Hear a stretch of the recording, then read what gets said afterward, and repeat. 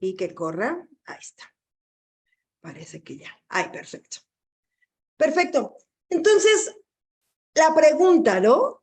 Vamos a hacer un pequeño recorrido panorámico en la primera carta de Juan, ¿no? Esta primera carta de Juan, escrita por el apóstol Juan. Ya tú podrás investigar acerca del apóstol. También en este estudio vamos a poder conocer, ¿no? Conocer al escritor, conocer de esta verdad revelada, ¿no? Y bueno, Juan, obviamente, que escribe también el Evangelio de Juan. Y el propósito del Evangelio de Juan lo dice el mismo Evangelio, lo recordarás en Juan 20, 30 y 31, el versículo 31. El propósito del Evangelio de Juan es guiar a la vida eterna, ¿recuerdas? Pero estas se han escrito para que ustedes crean que Jesús es el Mesías, el Hijo de Dios, y para que creyendo en él tengan vida. Si te das cuenta, van a empezar a saltar o a vislumbrar ciertas palabras, ¿no? En la literatura juanina, así se le llama a la literatura o lo que escribió el apóstol Juan, pues vida, ¿no? Aquella vida eterna, creer, ¿no? Ya empieza esto de vida. Vamos a empezar, y esto continúa. Entonces, si el propósito del Evangelio de Juan es guiar a la vida eterna, el propósito de la carta es dar a conocer a los creyentes la seguridad de que ya han recibido la vida eterna. Qué bonito, ¿no? Es para nosotros que hemos creído. Juan es para tener fe y guiarnos a la vida eterna. Y vaya que Juan nos guió a la vida eterna. ¿Recuerdas? Estudiando el Evangelio de Juan, encontrándote con Cristo y creyéndole. Y ahora, la primera carta de Juan, Juan le escribe a esta audiencia y le da a conocer la seguridad de que han recibido la vida eterna. ¡Wow! Ya quiere uno leerla, ¿no? A ver, ¿cómo de que, pues me siento medio insegura con, a ver, ahí hay unas certezas para todo creyente. ¿Cuál es el tema de la carta? Y mira qué hermoso tema. La posición de cristiano en el mundo. Y necesitamos de ello, ¿no crees, querida hermana? Saber cuál es nuestra posición en este mundo como cristianas. ¿Qué versículo clave tenemos de la carta? Empieza este sabemos, ¿no? Por eso te decía que hay certezas. Es uno de los primeros sabemos que vamos a ver. Y tú podrás tener como parte del estudio que tengas, es poder encontrar estos sabemos que la carta nos dice. Y el primero está en la primera de Juan 5:19. Sabemos que somos de Dios y el mundo entero está bajo el maligno. Wow. Juan le está diciendo a los creyentes, a la comunidad, a la audiencia, una certeza. ¿Qué sabemos los cristianos? Que somos de Dios, pero que el mundo entero está bajo el maligno. Entonces, imagínate, nos va a empezar a explicar cómo como cristianos, pues vamos a vivir en contraposición con este mundo, ¿verdad? Porque el mundo está bajo el maligno. Es una certeza, ¿eh? El cristiano en este mundo nos va a explicar la carta, y eso lo vamos a ir viendo. Esto es un panorama a vuelo de pájaro, ¿no? Ahondando en el tema, ahondando en estas preguntas que la carta responderá. ¿Qué es legítimo para el cristiano en este mundo? ¿Qué es legítimo para él? ¿Cómo hacerle frente al mundo? Siendo cristianos, siendo de Dios. ¿Qué debo conocer? ¿Qué debo hacer? Qué vigente, ¿no? Qué vigente el tema de Juan para nuestros días. Sigue siendo el mismo tema en este siglo, ¿no? De estos primeros siglos. De este primer siglo. después de Cristo. Igual, siendo de Cristo, ¿y cuál es nuestra posición en este mundo? ¿Cuál es su relación, la relación del cristiano con este mundo en el que se encuentra? ¿No? Vamos a aprender mucho. ¿Qué certezas debe tener el cristiano? Certezas. Estas preguntas las responde la carta de Juan. Son parte de este taller que tú responderás a través del estudio que tú tendrás.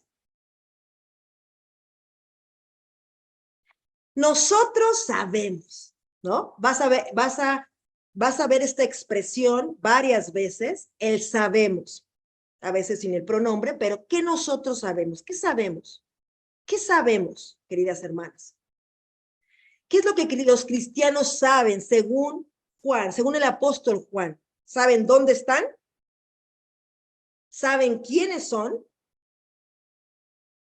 Y saben lo que tienen. La pregunta ya nos debe de estar ahorita en nuestra mente. ¿Yo sé dónde estoy? ¿Sé quién soy? ¿Sé lo que tengo en Cristo? Es importante, ¿no crees? Es importante porque eres de Dios.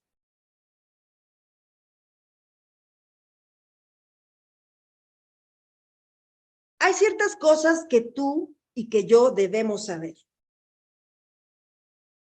Vitales, absolutas, profundas, que el apóstol Juan quiere que sepamos.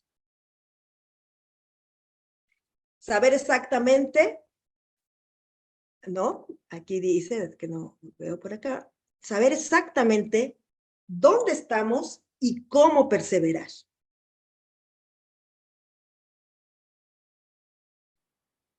Y no a veces quisiéramos eso. ¿Dónde estoy? ¿Cómo perseverar en mi caminar cristiano, viviendo en este mundo que está bajo el maligno, siendo yo de Dios? Hay ciertos principios absolutos, queridas hermanas, que debemos conocer y veremos cómo el apóstol insiste en repetirlos. Y entonces, por estos principios absolutos, por eso es que el lenguaje que utiliza, si tú te das cuenta y lo vas a percibir, el apóstol Juan va a utilizar los contrastes, blanco y negro, vida, muerte, tinieblas, luz, quién es de Dios, quién no es de Dios, verdad, mentira, estos absolutos, estos contrastes, blanco y negro y no grises, ¿no? Esta es parte, lo ves desde estos términos, desde Juan, el Evangelio de Juan, y los confirma aquí ya en la primera carta. Entonces, recordemos que los evangelios nos presentan a la obra y la persona de Cristo. Y las cartas nos explican la obra y la persona de Cristo. Entonces, el Evangelio de Juan me lo presenta, es una introducción, y las cartas es la explicación. ¿Sale? Y vimos que nos guiaba el Evangelio de Juan, y en el caso de la epístola nos está confirmando que hemos tenido esta vida eterna al cristiano. Vas a encontrar el para qué constantemente en la primera de Juan, así como, me encanta, porque así como Juan te dice exactamente el propósito de su libro, ¿no? Que aún las señales milagrosas tienen un propósito. Hizo muchas otras señales Cristo, pero estas se han escrito para qué. Igual, la primera carta de Juan, vas a buscar en ella los para qué. ¿Para qué? ¿Para qué fue escrita? ¿Cuál es el objetivo? Para que vuestro gozo sea cumplido. Desde la introducción, imagínate, ahorita vamos a ver estos versículos, y tenemos el versículo 4 del capítulo 1. El primer capítulo tiene únicamente 10 versículos, de los cuales 4, ¿no? Aquí ya nos está diciendo una pequeña introducción acerca del verbo de vida, lo vamos a ver, y después acerca de que Dios es luz. Es muy fácil de bosquejar, lo vamos a ver. Juan, queridas hermanas, está deseoso de que el gozo de esos cristianos, es decir, de la audiencia y por extensión de nosotros, que somos los lectores, los que íbamos a leer esa carta, es decir, al cristiano, a estos cristianos de que este gozo sea cumplido, aunque estén en un mundo bajo el poder del maligno. Ya va teniendo más relación, ¿no? Sí, oh, este mundo está bajo el poder del maligno, qué horror, sí, pero somos de Dios. Y entonces, ¿qué nos produce ese gozo? ¿Verdad? Para que ese gozo sea cumplido. ¿Recuerdas que también lo dijo Cristo en Juan? Para que su gozo sea cumplido. Y los vamos a ver, esta relación. Lo vamos a tratar de abarcar en el taller. Tú lo vas a ir descubriendo y va a llenar tu corazón y va a llenarte de certeza y va a llenarte de gozo, querida hermana. ¿No te gustaría? ¿No te gustaría que crecer en gozo? Este gozo profundo, este gozo que no tiene que ver con las circunstancias, este gozo muy interno, a pesar de nuestras enfermedades crónicas, a pesar de pérdidas, a pesar de el desempleo, a pesar de la crisis económica, a pesar de esta violencia, este México violento, poder sentir un gozo. Vamos a ver de dónde viene. Ese es el objetivo. Entonces, pues, comencemos, ¿verdad? Leyendo el primer capítulo de Primera de Juan, ¿no? Y lo vamos a leer ahí en tu Biblia. Y lo voy a leer de corrido hasta el 4 y ahí te lo proyecto. Lo que era desde el principio, lo que hemos oído, lo que hemos visto con nuestros propios ojos, lo que hemos contemplado y palpado en nuestras manos tocante al verbo de vida. Porque la vida fue manifestada y la hemos visto y testificamos y os anunciamos la vida eterna, la cual estaba con el Padre y se nos manifestó. Lo que hemos visto y oído, eso os anunciamos, para que también vosotros tengáis comunión con nosotros, y nuestra comunión verdaderamente es con el Padre y con su Hijo Jesucristo. Estas cosas os escribimos para que vuestro gozo sea completo. Ahora ya viste por qué nuestra primera clase se llama Comunión con Dios, ¿no? Porque el taller se llama Comunión con Dios. Esta carta no tiene saludo, ¿no? ¿Te das cuenta? ¡Pum! Entra, sí, sin saludo. Entra de una manera diferente a las demás cartas. Y nos viene remitiendo, ¿verdad? A lo que era desde el principio. Y este principio nos hace un eco, ¿no? Nos hace un eco de qué? Tanto de Génesis 1:1, ¿estarás de acuerdo? ¿No te hace eco? Lo que era desde el principio. Okay, vamos a hacerlo.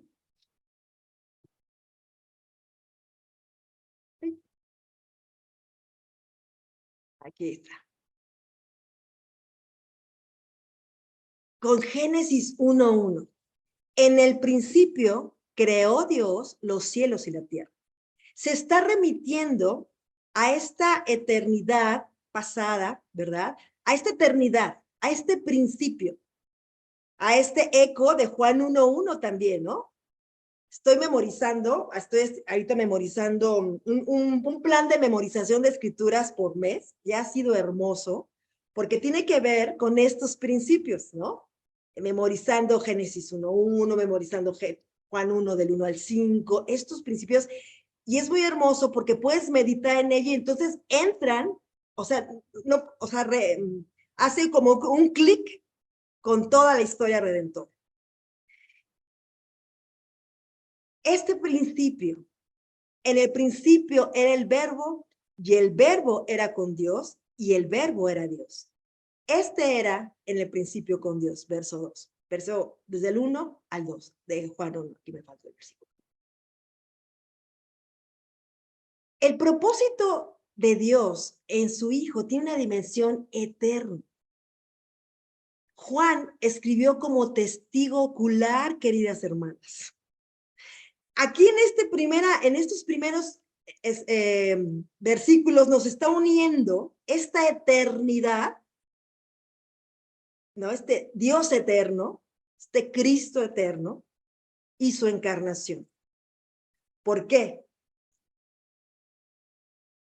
Cristo no fue una mera visión espiritual, sino un ser humano real. Y luego ya estudiarás y verás que fue escrito esta carta y ya estaba un gnosticismo incipiente que pensaban que la materia no tiene que ver con la bondad, y entonces era como Cristo, como un espíritu, pero no de carne y hueso. Tiene que ver eso también. Pero más que nada, que era un testigo ocular, no es una visión espiritual, sino ser humano real. Esto es muy profundo, porque este Dios eterno, y que lo hemos ya visto en algunos otros talleres, nos recordará el Juan 1:14, ¿verdad? Que es este Dios eterno, el verbo fue hecho carne, ¿recuerdas? El verbo hecho carne que da vida eterna a quien cree en él. Entonces, recordemos aquí. Dios reveló a Cristo. El corazón y la mente humana necesitan la ayuda de Dios para ver esta verdad. Dios nos reveló a Cristo. Cuando estudiábamos la Biblia, no veíamos, estábamos ciegos, estábamos muertos, ¿verdad? Pero Dios reveló a Cristo. ¿Te acuerdas que cuando Pedro le dijo en Mateo 16, tú eres el Hijo del Dios viviente, dijo, esta verdad no se fue revelada por Dios, ¿te acuerdas? Esto es maravilloso, queridas hermanas, pensar que la segunda persona de la Trinidad siempre ha estado junto al Padre y se hizo hombre. Piénsalo, piensa los términos que dice Juan. Lo que hemos oído, lo que hemos visto con nuestros ojos, lo que hemos contemplado y palpado en nuestras manos. Tiene que ver con tres sentidos, ¿no? La vista, el oído, las manos.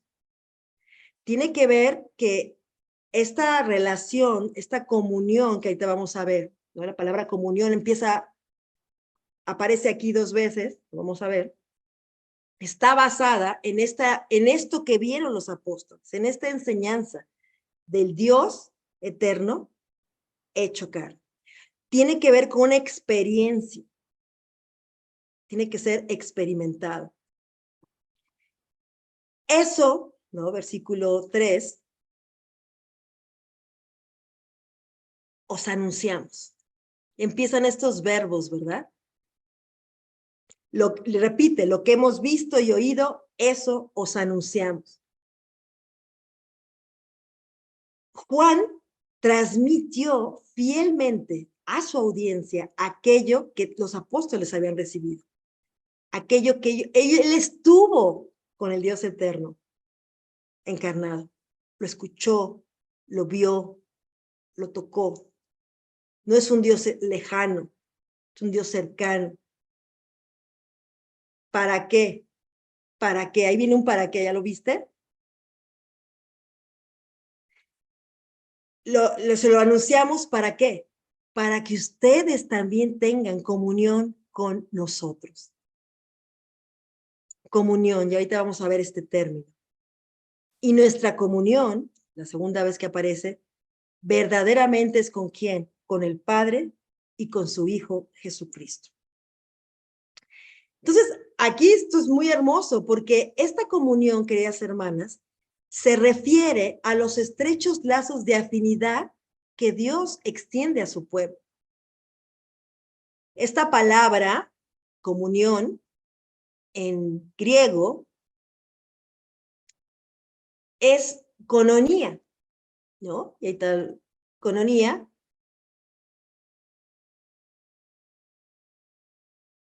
Bien. Como lo habíamos visto, esta comunión, bueno, te lo vamos a oído, visto, palpado, el Dios eterno se ha hecho carne, ¿no? Y nosotros, seres humanos mortales, como tú y como yo, lo hemos experimentado a través de los sentidos. Nos hemos encontrado con Cristo a través de su palabra. Esto es muy hermoso.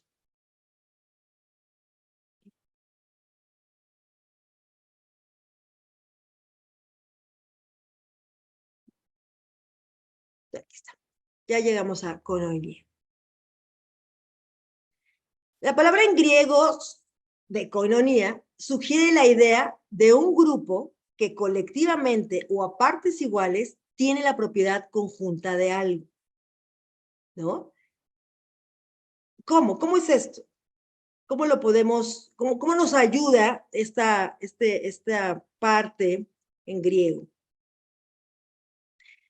Me gusta mucho por pensar que es una convicción compartida, un compromiso compartido, una compasión compartida.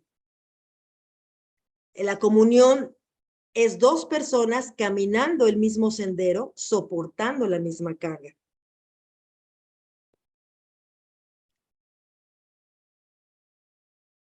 Y esto es lo que nos está diciendo el verso 3, que es muy profundo, que esta comunión implica una dimensión vertical con el Padre, con Dios, y una dimensión horizontal con aquellos que conocen al Padre a través de su Hijo Jesucristo. ¿Te das cuenta? Queridas hermanas, la comunión comienza con Dios. La comunión con Dios. Gracias a Cristo, ¿no? Nuestra fe en Cristo nos permite tener comunión con Dios y nos permite tener comunión unos con otros. Esta misma fe. ¿Te das cuenta? En este caso, cuando decíamos que compartíamos algo como un grupo, decía, un grupo que colectivamente o a partes iguales tiene la propiedad conjunta de algo, pues los creyentes tienen entre sí la respectiva comunión individual con Dios y con cada uno de ellos. Eso es lo que nos une. No nos une que comamos juntos, aunque hay que comer juntos. Nos une la fe en Cristo. Nos une la fe y basada en la enseñanza apostólica, porque dice, nosotros nos manifestamos, nosotros les enseñamos de Dios eterno hecho hombre. Wow. Por compartir un mismo espíritu, ¿verdad? Tenemos comunión con Dios y los unos con los otros. Este tipo de comunión era evidente en los primeros cristianos, ¿verdad? En Hechos 2:42, pues hablando de esta comunión, habla de este término koinonía, que tiene que ver con esta comunión. Entonces, es muy importante verlo de esta forma. Entonces, como veíamos en el versículo 4, para que tengan gozo, ¿no? O sea, el versículo 4 nos va llevando, ¿no? Que de esta comunión basada en la proclamación apostólica de sus enseñanzas y en la experiencia con Dios, ¿verdad? Juan conoce de primera mano a Cristo, el gozo de esta comunión y la quiere dar a conocer al creyente porque ya la tiene, ¿verdad? Desea que sus lectores experimenten el mismo deleite de caminar por fe, un caminar caracterizado ¿por qué? Lo vamos a ver por obediencia a los mandamientos de Dios y un amor desinteresado por la familia de Dios. Lo va a ir desarrollando a través de la carta. Va a haber esas evidencias de esa comunión, ¿no? Va a ir explicando a través de los capítulos de una forma distinta a te vas a dar cuenta que escribe diferente a Pablo, ¿no? Diferente, como verdades que dice y luego regresa a ellas. Algunos estudiosos dicen que como círculos y repetición, ¿no? Lo vamos a ver, ¿no? Reiterativamente. Para que este gozo sea cumplido, esta comunión, ¿verdad? Juan describe claramente a través de los primeros versículos cómo era desde el principio, fue manifestado, ¿no? Y fue proclamada y compartido por los apóstoles a otros. ¿Para qué? Para que el gozo de ellos sea cumplido. Para que su gozo sea cumplido. Entonces, imagínate qué hermoso que estamos viendo esta carta y con este propósito. Se ha cumplido este gozo.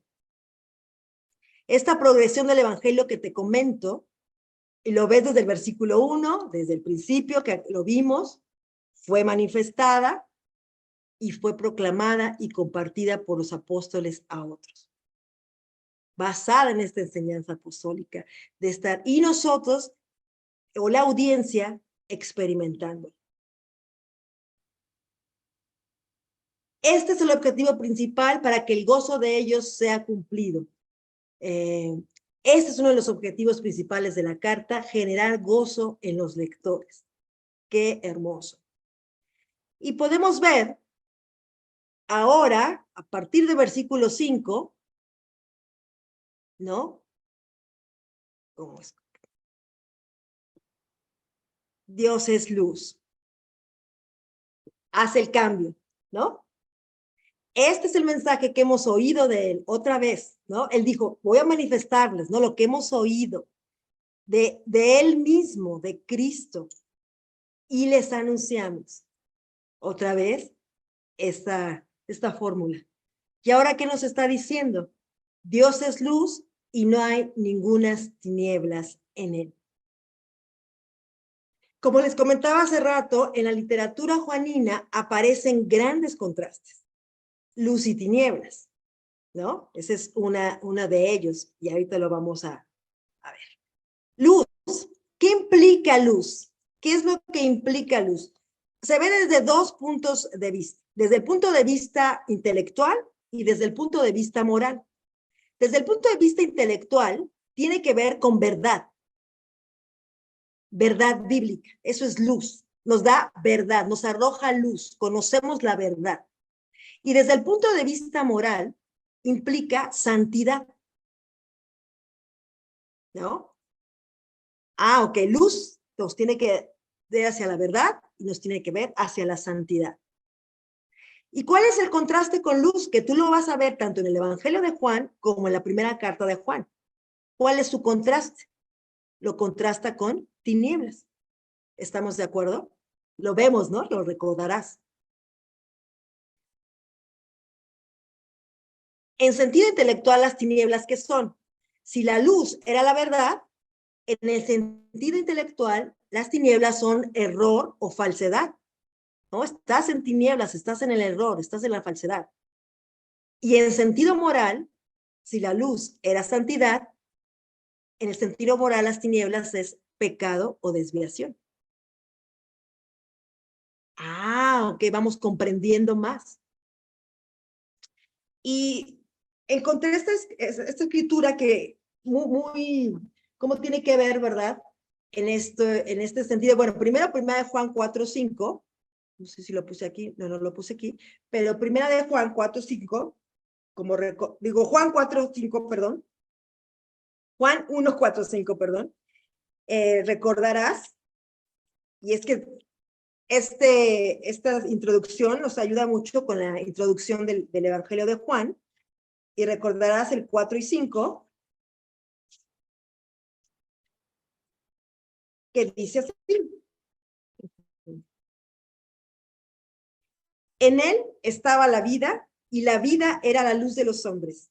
La luz en las tinieblas resplandece, y las tinieblas no prevalecieron contra ella. ¿No? Entonces, aquí nos está diciendo de esta de esta luz y de estas tinieblas. Desde el Evangelio de Juan ya está poniendo estos conceptos, ¿te das cuenta? Y aquí los está retomando, explicando ya como creyentes estos conceptos. Romanos 13, del 11 al 14, mira lo que dice. También la Biblia continúa con este concepto y también puedes anotar 1 de Tesalonicenses 5, del 4 al 7. Romanos 13, del 11 al 14, dice, y esto, conociendo el tiempo, que es ya hora de levantarnos del sueño, porque ahora está más cerca de nosotros nuestra salvación que cuando creímos. La noche está avanzada y se acerca el día. Desechemos, pues, las obras de las tinieblas y vistámonos las armas de la luz.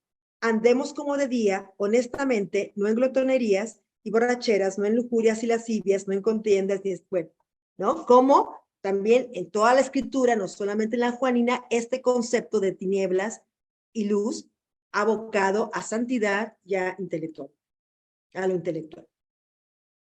Entonces, con esta frase de que Dios es luz, ¿verdad? Dios es luz. Juan afirma que Dios posee una perfección absoluta y nada existe en el carácter de Dios que pueda deteriorar su verdad y santidad.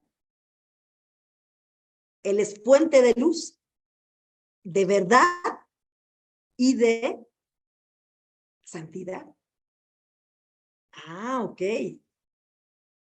Ahora, ¿cómo lo relacionamos pues con el Evangelio de Juan? Como apóstol, Juan había vivido junto al Hijo de Dios, ¿no? Las tinieblas habían pues, penetrado en la audiencia seguramente a los que se dirigían y para disiparlas, él da testimonio de Cristo, que es la luz, ¿no? Es importante. Dios envió la luz, que es Cristo. Dice Juan 8:12, ¿no? Y esto es muy bonito porque cómo se va relacionando con el Evangelio de Juan. O sea, es muy hermoso. Cristo hablando. Yo soy la luz del mundo. El que me sigue no andará en tinieblas. Ah, ya, comunión, seguir, andar. Ah, el andar, ahí vamos a ver. Comunión, compartida. Si yo sigo a Cristo, no ando en tinieblas, sino que tendrá la luz de la vida, ¿no? Conoceremos la verdad y conoceremos la santidad.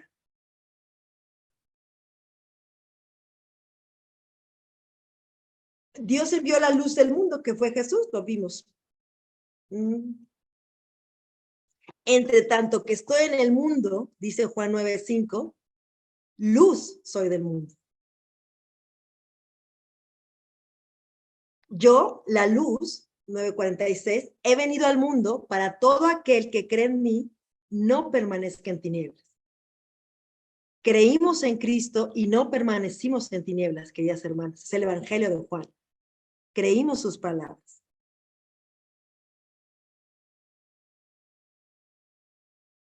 ¿Para qué ha venido Cristo?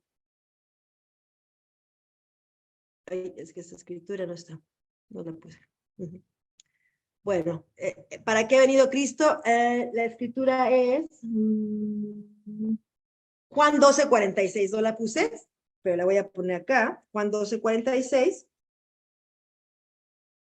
dice,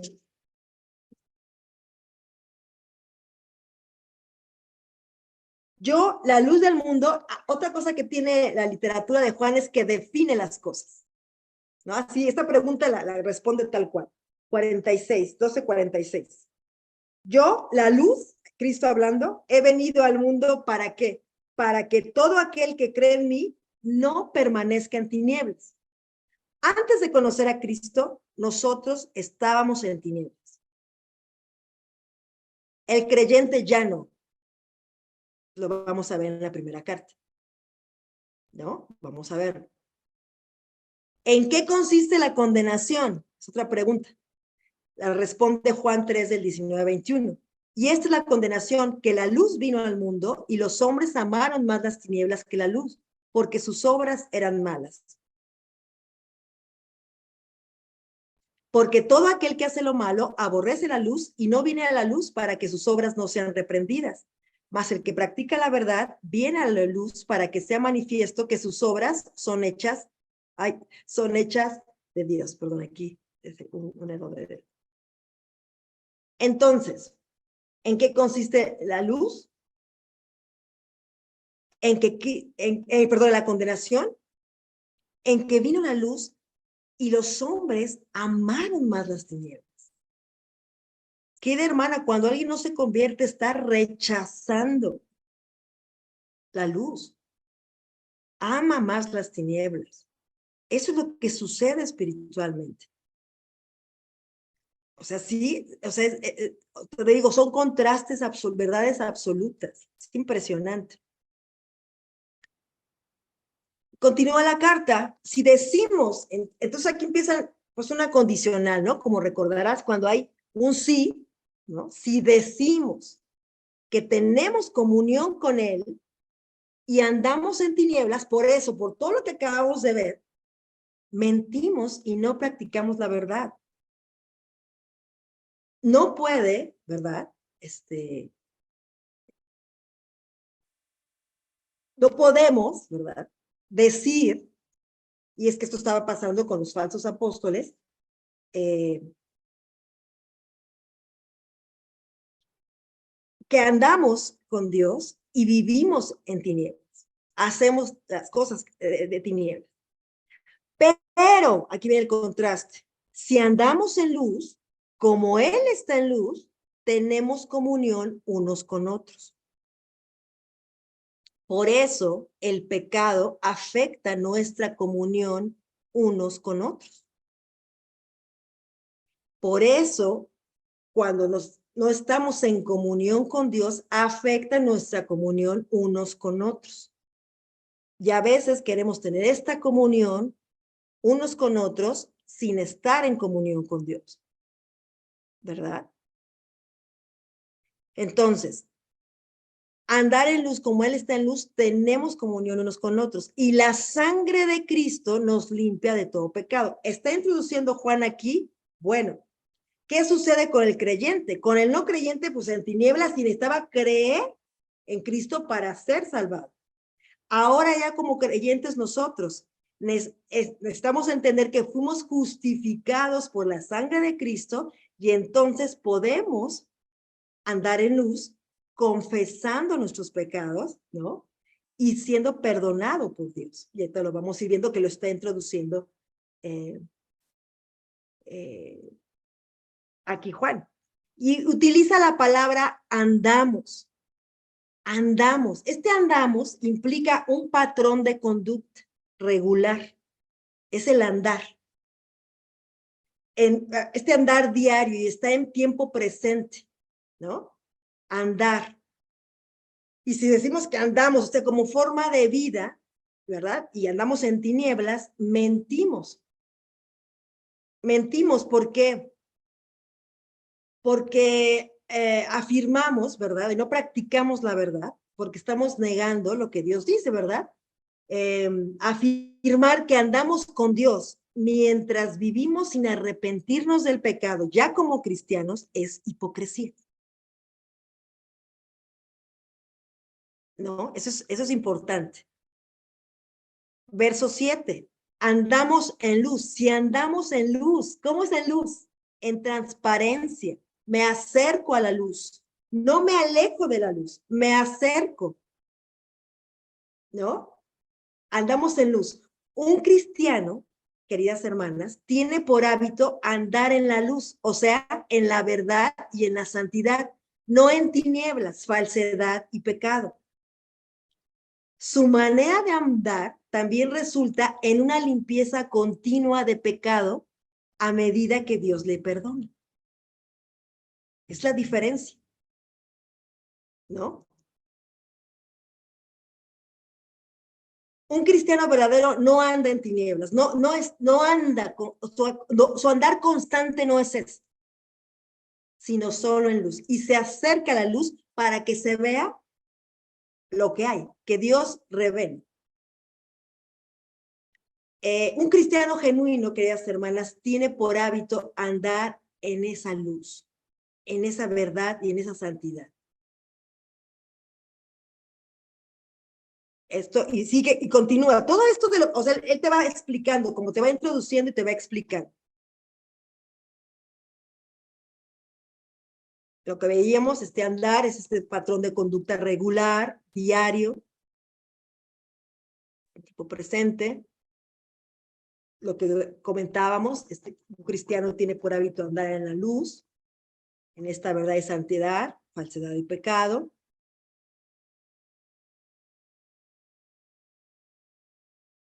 Y continúa con esta condicional. Si decimos que no tenemos pecado, nos engañamos a nosotros mismos y la verdad no está en nosotros. Aquí está una... otra vez, si decimos, o sea, con nuestra boca, que no tenemos pecado, nos engañamos a nosotros mismos. Hay un engaño. Es escoger estar ciegos, ¿no? Antes que mirar lo que hay en nuestra vida, si hay pecado, ¿verdad?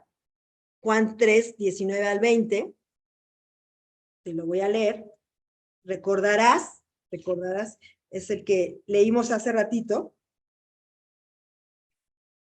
Y esta es la condenación, que la luz vino al mundo y los hombres amaron más las tinieblas que la luz porque sus obras eran malas. Porque todo aquel que hace lo malo aborrece la luz y no viene a la luz para que sus obras no sean reprendidas.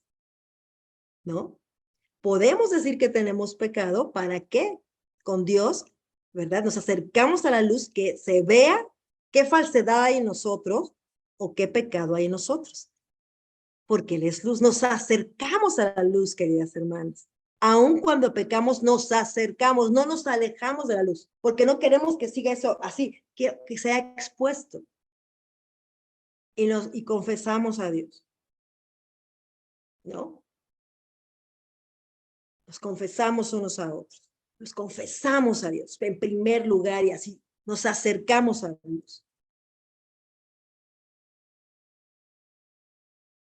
Continúa el versículo 9, si confesamos nuestros pecados, Él es fiel y justo. ¿Cómo es Dios si confesamos nuestros pecados? Fiel y justo, ¿para qué? Para perdonar los pecados y limpiarnos de toda maldad. Como cristianos podemos hacer eso. Tenemos esa certeza. Como no, cuando no habíamos nacido de nuevo, ¿no? Al contrario, nos queríamos acercar a la luz. Intentábamos cambiar, queríamos, no podíamos. Pero ahora, o sea, no, dice el apóstol Juan, no se engañen. Si hay pecado en ti, ¿verdad? Reconócelo, no te engañes, ¿no? Esta ceguera espiritual, ¿no? De Juan 9 lo habla de esta ceguera espiritual. Dice, no hay verdad y la verdad no está en nosotros. Wow, o sea, el evangelio no ha entrado en el corazón si estamos diciendo que no hay pecado de nuestras vidas y no nos acercamos a Dios para confesarnos. Todos los días pecamos, queridas hermanas. Todos los días. ¿Verdad? Pero los acercamos a Dios, dependientes de Él, confesando en una vida transparente, en una vida de luz, de nada escondido. Aquí estoy, te necesito. Si confesamos nuestros pecados, Él, Dios, que es fiel y justo para perdonar nuestros pecados y limpiarnos de toda maldad. Ese confesamos es reconocer abiertamente. Fiel. Aquí nos está describiendo varias cosas, ya vimos acerca de Dios. Dios es luz, Dios es el verbo de vida, ¿verdad? Es fiel, la promesa. Mira quién te está prometiendo que va a perdonar tus pecados. ¿Recuerdas el Salmo 32:1? Dichoso el que se le han sido perdonadas sus transgresiones. Somos nosotros, queridas hermanas, justificados por Dios y que sigue perdonándonos y que la muerte de Cristo nos perdona, gracias a Dios, podemos ser perdonados de nuestros pecados pasados, presentes y futuros.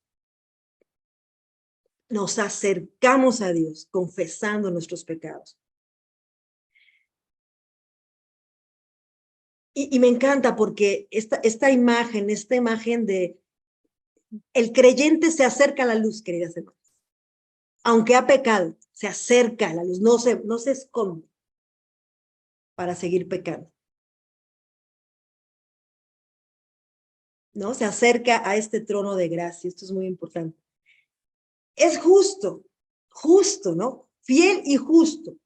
La muerte de Cristo satisfizo, no lo olvidemos, la justicia de Dios para limpiarnos de la culpa. Verso 7, ¿no? De ahí mismo, el verso anterior que veíamos, ¿no? Por la sangre de Cristo. Lo va explicando.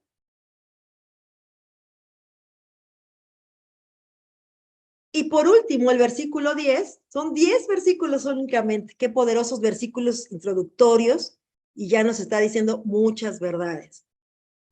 Si decimos que no hemos pecado, le hacemos a él mentiroso y su palabra no está en nosotros.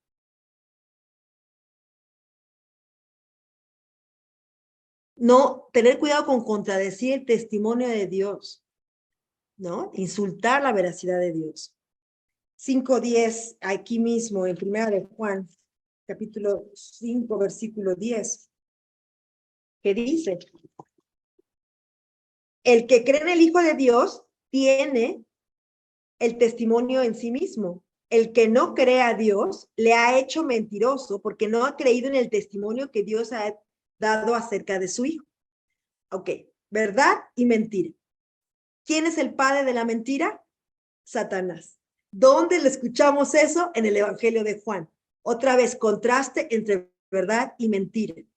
Tenemos que estar andando en luz, pendientes de la verdad de Dios. Por eso acudimos a la Escritura.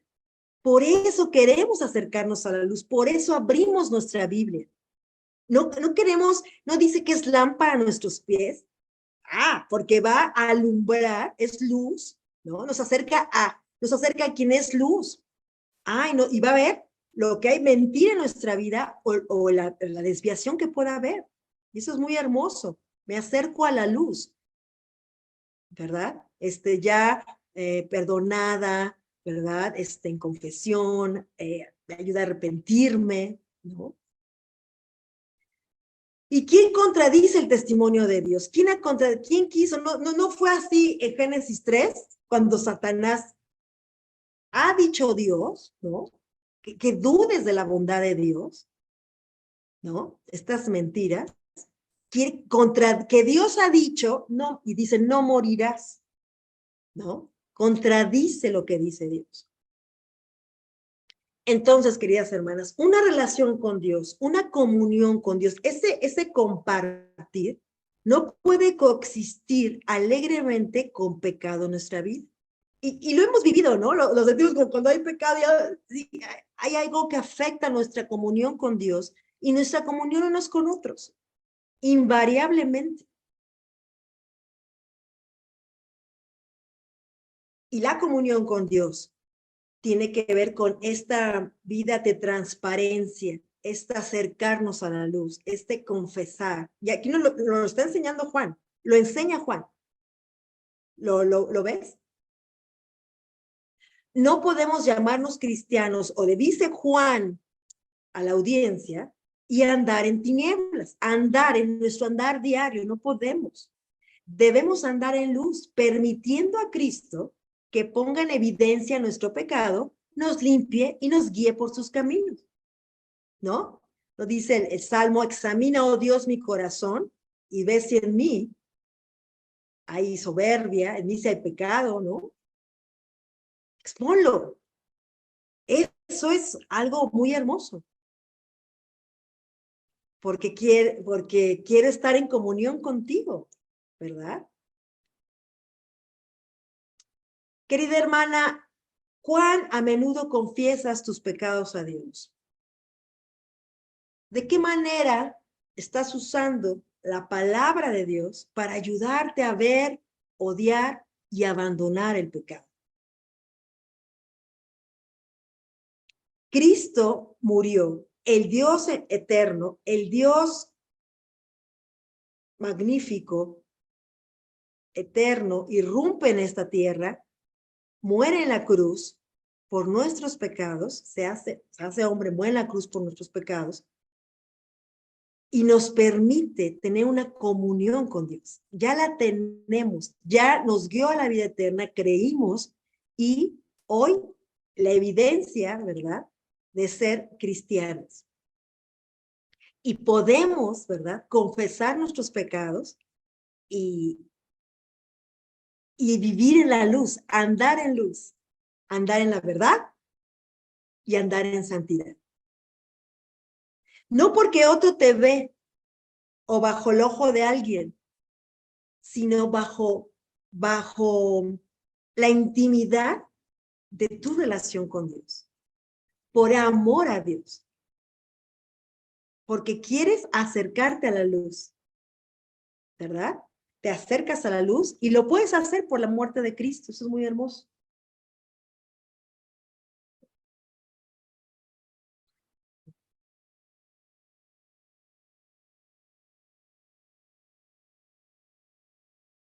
Y bueno, como resumen último, estos últimos versículos del 8 al 10, pues es este contraste.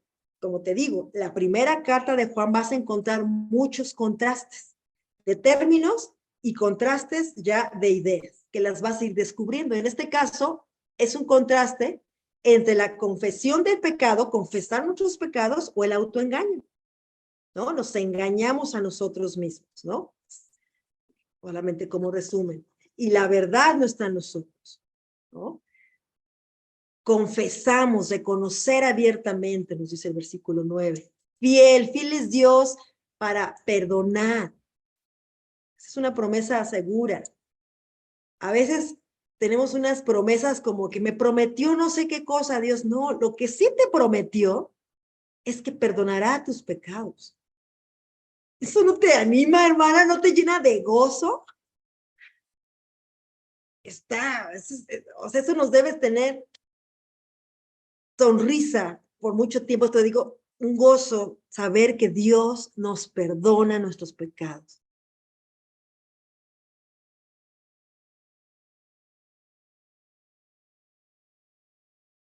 Y por último, pues el versículo 10, nunca contradecir el testimonio de Dios, no insultar su veracidad y escuchar la verdad. Entonces, a mí me ayudó mucho a entender el concepto de luz como verdad y santidad, ¿no? Y tinieblas, ya no hacemos comunión con eso. La comunión es con la luz. Y lo podemos hacer por la muerte de Cristo, porque nos justificó. Y podemos acercarnos a Él. Eso lo puede hacer un creyente. Acuérdate que es la comunidad de los creyentes. Y pues aquí terminamos. Vamos a terminar con una oración.